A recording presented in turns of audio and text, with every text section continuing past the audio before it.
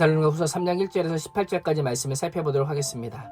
1절에서 5절은 바울의 기도 요청이 언급되고 있습니다. 기도 제목은 두 가지인데요. 하나는 복음 전파 사역과 관련하여 자신과 일행이 전하는 주의 말씀이 데살로니가에서와 같이 널리 퍼져나가 영광스럽게 되기를 부탁합니다. 바울은 기도를 통해 성도들이 복음 사역에 동참하기를 바라고 있습니다. 다른 하나는 하나님께서 바울 일행을 부당하고 악한 자들에게서 건져주시기를 부탁합니다.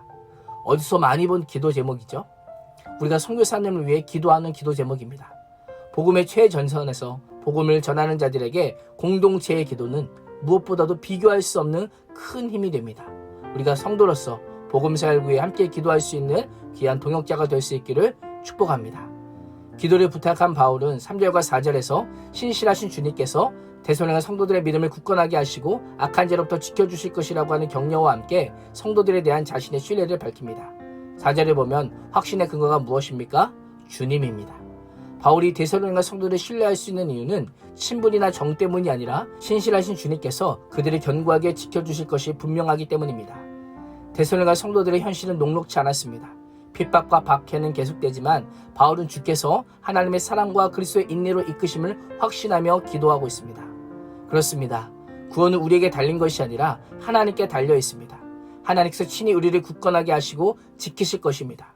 현실의 어려움과 문제는 계속되지만 하나님의 사랑과 그리스도의 인내로 우리를 친히 이끄시는 주님을 바라보며 오늘도 고난의 자리에서 주님을 의지할 수 있기를 축복합니다.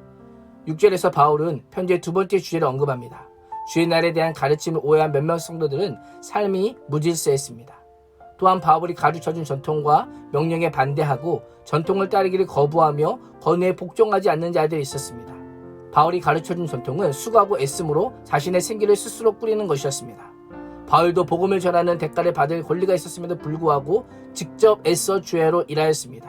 수고하고 애써라고 하는 표현을 한 영어 번역본에서는 노예처럼 중압감에 사로잡혀라고 번역하면서 바울이 얼마나 열심히 일했는지를 알려줍니다. 그렇게 열심히 일한 이유가 무엇입니까? 성도들에게 폐를 끼치지 않기 위함입니다. 성도들의 행편을 누구보다 잘 알고 있었기 때문에 스스로 폐가 되는 일은 삼갔던 것입니다. 또한 본이 되기 위함입니다. 예수님께서 가장 낮은 자리에서 제자들을 사랑하고 섬기신 그것을 보고 그 본을 따라 바울 일행 또한 성도를 사랑하고 섬기기 위해 기꺼이 자신의 권리를 포기했던 것입니다. 이런 바울의 삶의 모습을 알고 있던 데살로니가 성도들이었기에 바울은 10절에서 누구든지 일하기 싫어하거든 먹지도 말게 하라고 명령합니다.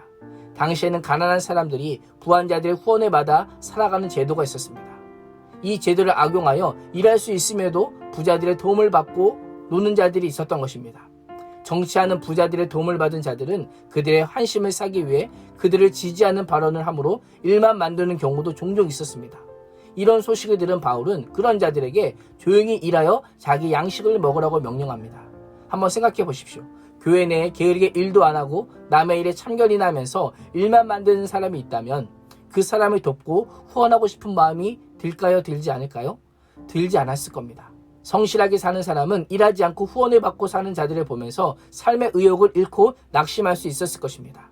그래서 13절에서 바울은 형제들아 너희는 선을 행하다가 낙심하지 말라라고 합니다. 일하지 않고 게으른 자들로 인해 삶의 회의를 느끼고 용기를 잃거나 결코 주저앉지 말라는 것입니다. 14절과 15절은 자신의 명령에 순종하지 않는 자들이 있다면 그 사람을 지목하여 사귐을 중단함으로 부끄러움을 느끼게 할 것을 명령합니다. 그 목적이 무엇입니까? 회개하도록 하기 위함입니다. 그를 향한 증오심이 아니라 그 영혼을 향한 긍휼의 마음으로 주님께 돌아오기를 기대하며 그렇게 행할 것을 명령합니다. 그래서 15절은 그는 원수가 아니라 여전히 우리의 형제임을 잊지 말라고 말씀하고 있습니다.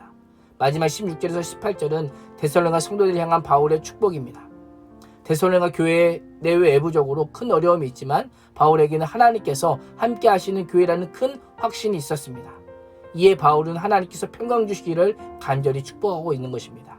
무엇보다 성도들이 끝까지 복음 안에 거하고 순종의 삶을 성실히 살아내기를 간절히 소망하며 편지를 마무리하고 있습니다. 오늘도 성도들에게 기도를 부탁한 바울처럼 바울을 위해 기도하는 데살로니가 성도들처럼 또 목회자와 성도들의 관계가 주님 안에서 믿음으로 결속되어서 마지막 날까지 말씀의 바른 전통 위에서 믿음의 경주를 함께하는 복된 인생이 되시기를 주님의 이름으로 축원합니다. 기도하겠습니다. 하나님, 그릇된 종말로 인해 생업을 포기하고 무의도식하며 규모 없이 일하는 데살로니가 성도들을 통해 우리의 삶을 돌아보게 해주심에 감사합니다. 오늘도 우리를 부르신 가정과 직장과 삶의 자리에서 맡겨진 모든 일에 죽게 하듯 하게 해주시고 최선을 다하여서 마지막 날까지 부끄러움 없는 성도로 살게 하여 주옵소서. 예수님의 이름으로 기도합니다. 아멘.